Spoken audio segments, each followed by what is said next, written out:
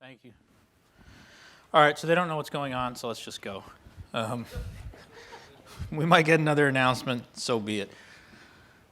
So thanks for coming. You've almost made it to the end of the day. After this presentation, I have my CDM pricing presentation, then we have cocktails, so that's good. So I'm going to talk today about latest North American transit pricing.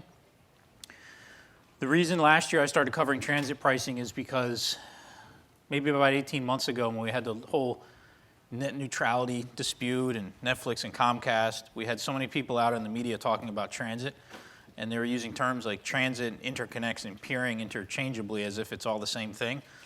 And then we started getting a lot of questions around transit pricing and how it relates to the Netflix-Comcast dispute specifically, because there was all this talk about Cogent and other transit providers Netflix was using, and then they bypassed them with the interconnect deal. So I started doing a lot of research on transit. A lot of content owners who call me and give me information on CDM pricing also give me transit pricing. They give me pricing on storage, co-location. But I thought it was time to really sort of put transit pricing out there. So last year I put transit pricing out from the major carriers in the US. Outside the US, it's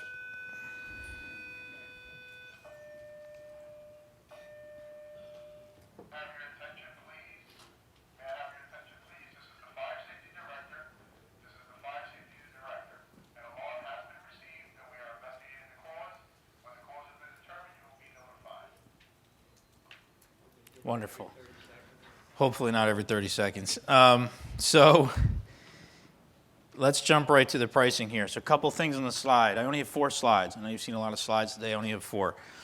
So how does transit work, what it costs, why it's important? I wrote a whole blog post about it if you really want to read about transit in detail, especially how it ties into who uses transit, what is transit, how does transit tie into the infrastructure ecosystem. So you can read that there. Obviously, there's a big difference between transit and peering. And it's not our industry and the people in here who know the infrastructure and the networking space that use those terms interchangeably. It's members of the media. You know, the net neutrality debate, we saw all these articles being written about who was doing what and supposedly what they were doing. They didn't even use basic terms like transit and peering correctly.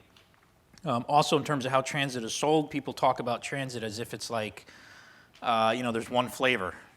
So transit deals vary greatly in size, types of transit, full transit, partial transit. So transit is like buying a new car. There's so many different options and variables in the market. It's very different than selling CDN. With CDN, what do you have? Storage and delivery. There's not a lot of components. Sure, there's content protection and SSL and some other things, but transit, there's a lot of variables.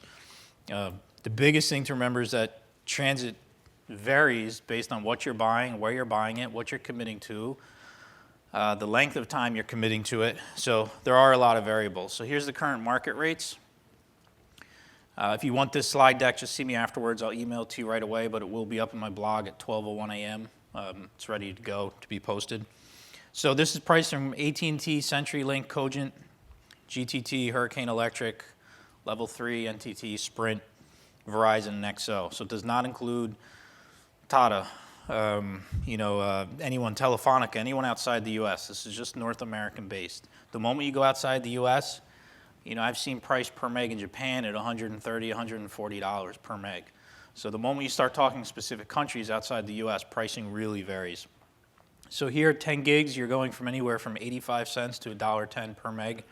Now keep in mind, you can't run a port at 100% max. So these numbers aren't completely accurate because you have to leave some headroom, obviously. You also have to buy an access circuit with this. This does not include an access circuit, so that's important to remember. It doesn't include transport either, so there are additional costs included with this. Typically, this is pricing for multiple points of interconnect. So this isn't, let's say, pricing if you're buying just 10 gigs in Chicago. This is usually if you're buying the major cities in the U.S., Chicago, LA, DC, Virginia, whatever it may be. It's typically a 12-month term. Some of this pricing gets a little bit more aggressive if it's 24 months. Based on all the vendors I see in the market in terms of pricing, they're all within about 10 to 15% of one another except AT&T. AT&T is the most expensive transit provider out there in the market. I don't know why anybody uses them with the rates that they charge. They're really, really expensive.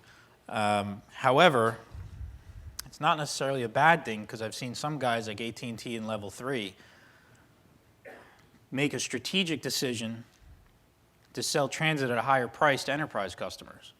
It's not a bad idea. Better return on investment in terms of what your margins are. So just because they're more expensive doesn't mean it's necessarily a bad thing. It means they might be approaching the market a bit differently in terms of who they're selling to and the volume that they're selling them to as well. Pricing for transit was down about 10% 2015 on average, based on everything I saw. Again, that's North American pricing only. I don't expect pricing for transit to be down much this year. Year over year, it's probably 10, 15%.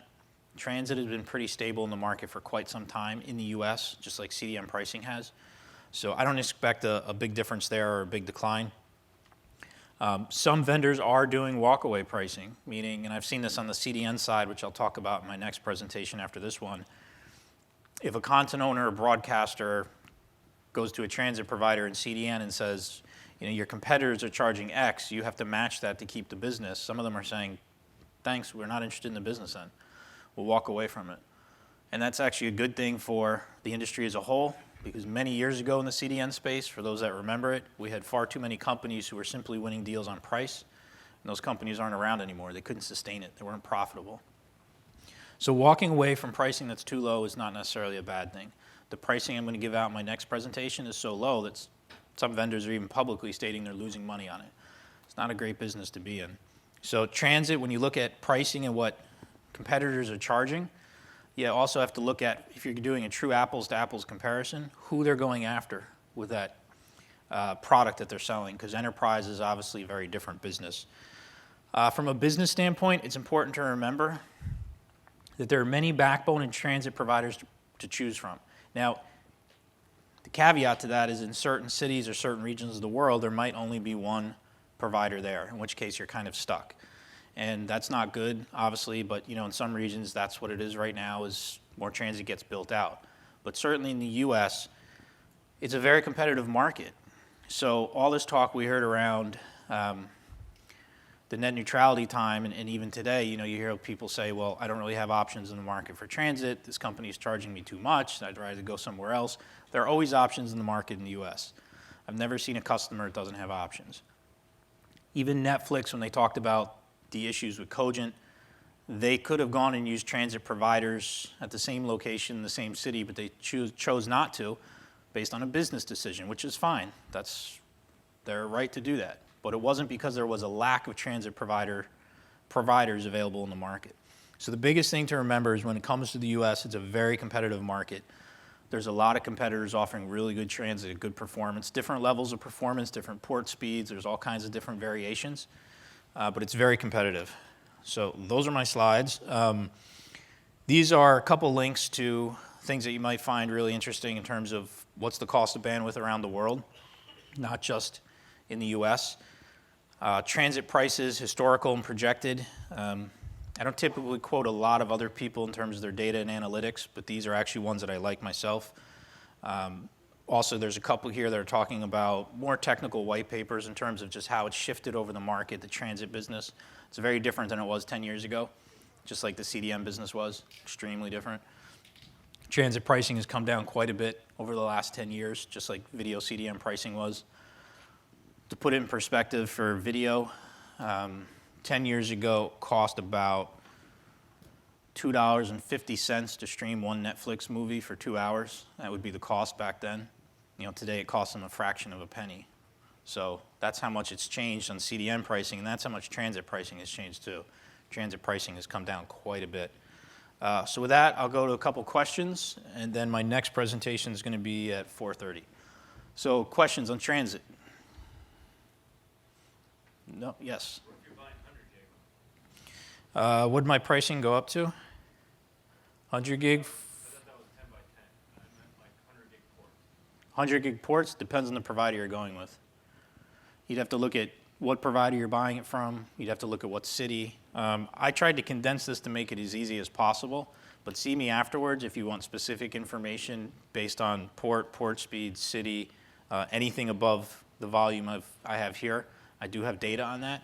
I don't have it on me right now, but I can email it to you later. Other questions on transit? Michael? Dan, how much transit are the I knew you were going to ask me that question. Well, prices are only going down 10% for these guys. Half an hour, I think you probably talked about CDN prices going down more. So what does that mean for margins? Yeah, so the question is, how much transit are the CDN providers buying, and what does it mean for their margins in terms of their cost? We don't know, because obviously they don't want to talk about that. They won't talk about it publicly, so they'll, in many cases, CDNs will tell me what they're buying and who they're buying it from, but I can't give that information out. The problem we have in terms of knowing what their cost is when they talk about CapEx, they're not obviously talking about, as you know, what they're spending it on. Is it transit? Is it co-location? Is it hardware? We really don't know. So there's not a lot of data I can give out in terms of what the CDNs are buying or who they're buying it from. However, a lot of this information is public. So for instance, last year, when there was that whole debate about net neutrality in transit and who's buying what, I published that chart on my blog that said, here's all the major providers and who they're buying transit from. It's all public information. You know, go into Hurricane Electric's tool, look up, you can see who's buying transit from whom. Now, you can't see the volume in that case, but then if you go and you talk to some of the ISPs or others who track some of that, you can sort of put all the pieces together. But how does it impact them in terms of cost? Don't know. Because we don't know how much they're buying. We don't know how much they're buying in the U.S. versus outside the U.S. So it's too hard to know. And that 10% now, so is that what it was historically before that? Do you have any longer? 10% year-over-year pricing decline on transit historically? No, I mean, we saw transit decline, you know, it's thinking in 09, 2010 timeframe, you saw transit dropping 50% each year. I mean, it was dropping fast in the U.S. I mean, some of the people in the room who were buying it could tell you better than I could. So see Michael afterwards if you want to answer his question. But yeah, it was dropping a lot. Back, you know, in 09, CDN pricing fell 45% that year. So it was almost in line with CDN pricing. But keep in mind, you can't make the correlation of just because transit pricing is falling, CDN pricing is falling. They are two different services. But from a CDN standpoint, what you're asking, I just don't know how it impacts their bottom line. Other questions on transit? Or anything infrastructure related? Yes, sir. Go ahead, just shout. You're going to have to shout a lot louder than that. You said 10 years ago the pricing was much higher, and now it's a lot of magnitude lower than that. And you said that the year over year is not that much, not in the last few years, only about 10%. So obviously when there's a technological shift, the prices go down. How do you see the trend? When do you suppose it's going to be the next shift down? So the question is, as more services get bought, transit, CDN, we see pricing go down. At what point do I see the next major shift to where it goes down more than 10 or 15% year over year? That's a really good question. It's hard to answer because here's the thing. CDN or transit, it's all about economics of scale. It's a volume-based business. The more you buy, cheaper price you get. The more you buy, the longer you commit to that contract, the cheaper your price is. The problem we have is that in some cases, the price is already at a threshold of where it can't go down by too much every single year, simply because, again, then these guys are losing money. And they're not in the business of losing money. On the CDN side, it's easier to measure since we have, you know, more companies that are public where CDN is a large portion of their revenue. On the transit side, it's very hard because, sure, you have guys like Cogent who are standalone and they get a lot of their revenue from transit, but not all of it. But, you know, AT&T, Level 3, a lot of them, they don't break out what percentage of overall revenue is transit. So it's very hard to tell from a trend standpoint. But I don't see pricing in the industry dropping by a major margin over the next couple of years because I don't think volume is going to grow to the point of where you need it. You need that catalyst in the market. And there's no market catalyst. There's none coming. It's slow organic growth. It's steady, which we want to see. But we don't want to see a surge like we did years ago because after that surge, companies die off and they don't make it. Yes, sir. So we've seen some consolidation of providers over the last few years. I mean, is that affecting the pricing trend as well? Yeah, that's a good question. So we've seen consolidation in the transit market over the last couple of years. Has that affected pricing? I'd say it hasn't affected it too much, simply because if we're talking the U.S., there's already so many options in terms of all the major cities, even the smaller cities. There's so many options there. So pricing's always been very competitive. Outside the US, you would obviously have more, the consolidation would have more impact in terms of price. But in the US, I haven't really seen any impact from any kind of consolidation. I'm going to end it now because in about another 15 minutes, I got my CDM pricing presentation here. That's where I'm going to go through, just so you know, and actually, I got my act together this year, and I have slides to hand out to everybody, which will make it easier to see all the numbers. But I'm going to give out CDM pricing CDM pricing. I'm going to do competitive landscape. I'm going to talk about some of the trends we're seeing in OTT and some of the other CDN services. So that'll kick off in about 15 minutes. Thank you.